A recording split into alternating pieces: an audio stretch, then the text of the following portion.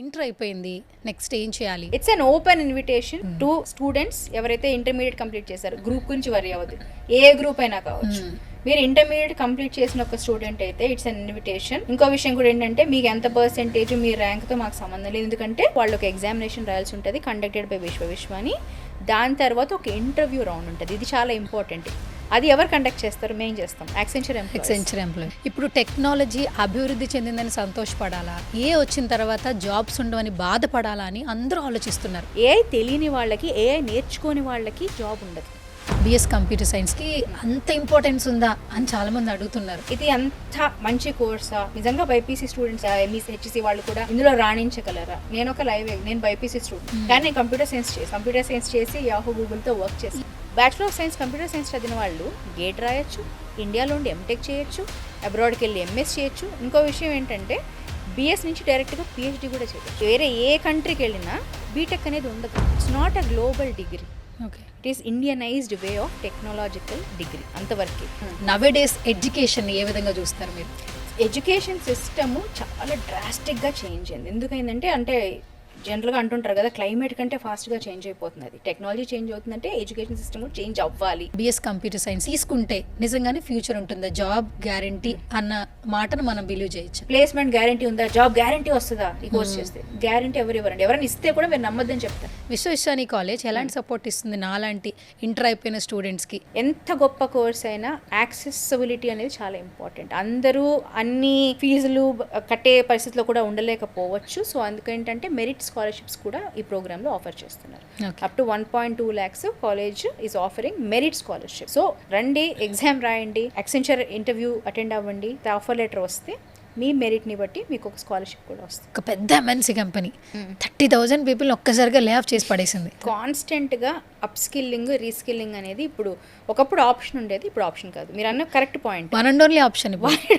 ఏఈడిపి programme అని వింటూ ఉన్నాం, ఒకసారి అసలు ఎక్స్ప్లెయిన్ చేయండి, అసలు ఆ ప్రోగ్రామ్ ఏంటి? AEDP is apprenticeship embedded degree programme అండి. అంటే బ్యాచులర్ ఆఫ్ సైన్స్ కంప్యూటర్ సైన్స్లోనే for the first time in affiliation with Osmania university approval తీసుకొని యూజీసీ గైడ్ లైన్స్ ప్రకారం టాలెంట్ స్ప్రింట్ పార్ట్ ఆఫ్ యాక్సెంచర్తో కొలాబరేట్ అయి డిజైన్ చేసిన bachelor of science computer science 4-year programme is nothing but ఏఈడిపి.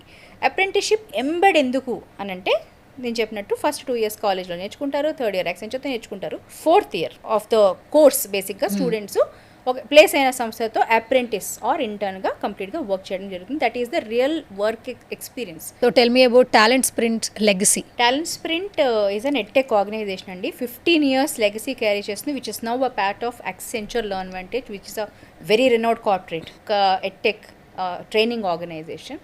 More than 2 lakh students, లెర్నర్స్ని train చేసిన ఒక సంస్థ.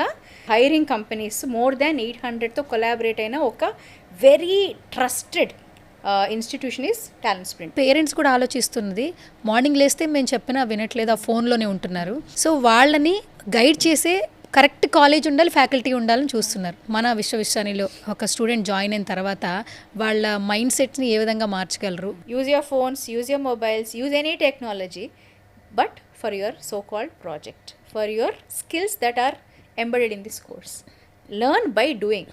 అంటే డ్రైవింగ్ నేర్చుకోవాలి అని అంటే పుస్తకాలు చదివితే రాదు కదా, బేసిక్స్ తెలుసుకుంటాం, కానీ ఎప్పుడు వస్తుంది? ప్రాక్టీస్ చేస్తేనే వస్తుంది. ఒక సిమ్యులేటర్ మీద కూర్చొని మనం డ్రైవింగ్ స్కూల్లో ఎలా చేస్తాం, తర్వాత ఒక ఎల్ఎల్ఆర్ తీసుకున్న తర్వాత మనకు డ్రైవర్ అంటే డ్రైవింగ్ తెలిసిన వాళ్ళని పక్కన కూర్చోపెట్టుకొని డ్రైవ్ చేయడం స్టార్ట్ చేస్తే వస్తుంది. Same like swimming. ఇవన్నీ స్కిల్స్. అందుకే అంటాం డ్రైవింగ్, స్విమ్మింగ్ ఇవన్నీ స్కిల్స్ అని ఎందుకు అంటున్నారు?